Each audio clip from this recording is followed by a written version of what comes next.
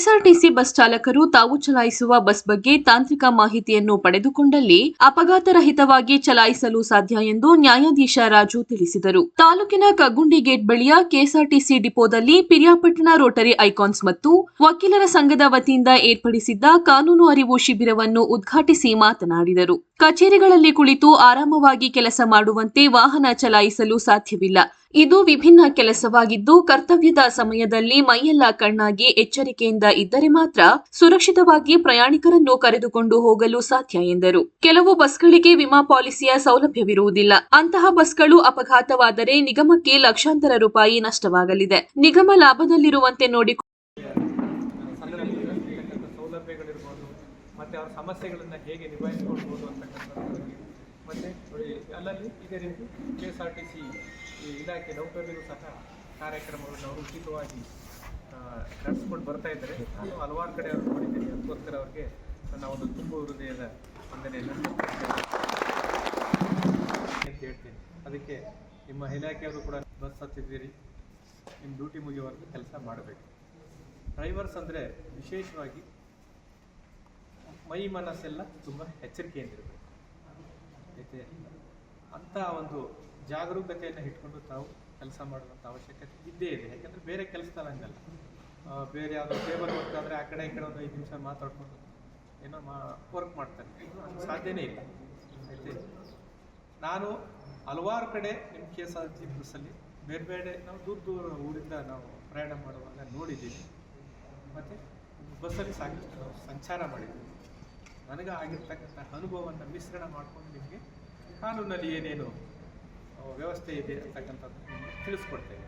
ನಾನು ಇಲ್ಲೇ ವರ್ಕ್ ಮಾಡ್ತಾಯಿದ್ದೀನಿ. ನಿಮ್ಗೆ ಗೊತ್ತಿರ್ಬೋದು, BMTCಯಲ್ಲಿ ಅಲ್ಲೂ 6,000 7,000 ಬಸ್ಗಳಿವೆ. ಇಲ್ಲಿ ಸುಮಾರು 15-20,000 ಎಂಪ್ಲಾಯೀಸ್ ವರ್ಕ್ ಮಾಡ್ತಾಯಿದ್ದಾರೆ. ಮತ್ತು ಬೇರೆ ಬೇರೆ ಸ್ಟೇಟಲ್ಲಿ ಇರ್ಬೋದು, ಮತ್ತು ನಮ್ಮ ಸ್ಟೇಟಲ್ಲಿ ಇರ್ಬೋದು, ಎಲ್ಲ ಡ್ರೈವರ್ಸ್ ಹೇಗೆ ವರ್ಕ್ ಮಾಡ್ತಾರೆ, ಅವ್ರ ಪ್ರಾಬ್ಲಮ್ಸ್ ಏನು ಅಂತಕ್ಕಂಥದ್ದು ನನಗೆ ಒಂದಷ್ಟು. ರೋಟರಿ ಐಕಾನ್ ಸಂಸ್ಥೆಯ ಅಧ್ಯಕ್ಷ JS ನಾಗರಾಜ್ ಮಾತನಾಡಿ, ಬೈಕ್ ಸವಾರರು ಸೇರಿದಂತೆ ಕೆಲವು ವಾಹನ ಚಾಲಕರು ತುಂಬಾ ನಿರ್ಲಕ್ಷ್ಯದಿಂದ ಮತ್ತು ಬೇಜವಾಬ್ದಾರಿಯಿಂದ ವಾಹನ ಚಲಾಯಿಸಿ ಕೆಎಸ್ಆರ್ಟಿಸಿ ಚಾಲಕರಿಗೆ ತೊಂದರೆ ನೀಡುತ್ತಾರೆ. ಆದರೆ ತಾಳ್ಮೆಯಿಂದ ವರ್ತಿಸುವ ಮೂಲಕ ಸಂಸ್ಥೆ ಹಿತ ಕಾಪಾಡುವಲ್ಲಿ ನೌಕರರ ಪಾತ್ರ ದೊಡ್ಡದಿದೆ ಎಂದರು. ಕೆಎಸ್ಆರ್ಟಿಸಿ ಡಿಪೋ ವ್ಯವಸ್ಥಾಪಕ ದರ್ಶನ್ ರಾಮಚಂದ್, ವಕೀಲ ಸಂಘದ ಕಾರ್ಯದರ್ಶಿ ಶಂಕರ್ ಮಾತನಾಡಿದರು.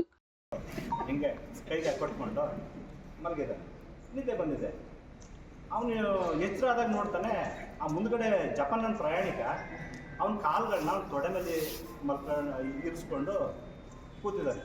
ಎದ್ದಾದ್ಮೇಲೆ ಏನು ನನ್ನ ಕಾಲಕ್ಕೆ ಇಟ್ಕೊಂಡಿದೆ ಅಂತಂದರೆ, ಇದು ನನ್ನ ದೇಶದ ಸಂಪತ್ತು, ಇದು ಹಾಳಾಗಬಾರ್ದು.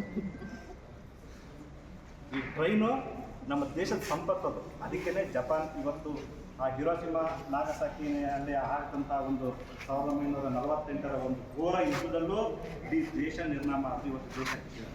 ಅಲ್ಲಿಯ ಜನಗಳಿಗೆ ಮೊದಲನೇದಾಗಿ ದೇಶಭಕ್ತಿನ, ದೇಶದ ಸಂಪತ್ತುಗಳ ಬಗ್ಗೆ ಅರಿವು ಮೂಡಿಸ್ತಾರೆ. ನಮ್ಮಲ್ಲಿ ನೋಡಿ, ನೀವು ಸ್ಟ್ರೈಕ್ ಆದರೆ ಮೊದಲನೇ ಕೋಪ ತಗೋದು ಅದ್ರ ಮೇಲೆ, ಬಸ್ಗಳ ಮೇಲೆ. ಆ ತೆರಿಗೆ ಹಣ ಯಾರ್ದದು? ಈಗ ನಿಮ್ಮ ಮಗುಗೆ ಬೆಳಗ್ಗೆ ಎದ್ದು ಹಾಲು ತಗೋತಿರಲ್ಲ, inclusive of all taxes. Inclusive ಅಂದರೆ ಎಲ್ಲ ತೆರಿಗೆಗಳು ಸೇರಿ ಇಷ್ಟು ಅಂತ.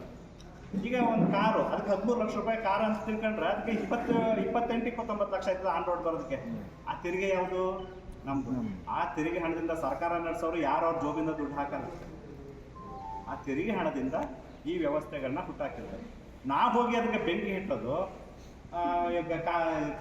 ಕಲ್ಲು ಹೊಡೆದ್ರೆ ಯಾರಿಗೆ ನಷ್ಟ ಆಗ್ತದೆ ಗೊತ್ತಿಲ್ಲ, ಅವ್ರ ಮನೆ ಕಲ್ಲು ಹೊಡ್ಕೊತಾ ಇರೋದು. ಈ ವೇಳೆ ಸಂಸ್ಥೆ ಅಧಿಕಾರಿ ಜ್ಞಾನೇಶ್ವರ್, ರೋಟರಿ ಐಕಾನ್ಸ್ ಕಾರ್ಯದರ್ಶಿ BS ಪ್ರಸನ್ನಕುಮಾರ್, ಖಜಾಂಚಿ BR ಗಣೇಶ್, ಸದಸ್ಯರಾದ CN ವಿಜಯ್, ಸತೀಶ್ ಆರಾಧ್ಯ, ಧನಂಜಯ್ ಹಾಗೂ ಇಮ್ತಿಯಾಜ್ ಅಹಮದ್ ಉಪಸ್ಥಿತರಿದ್ದರು.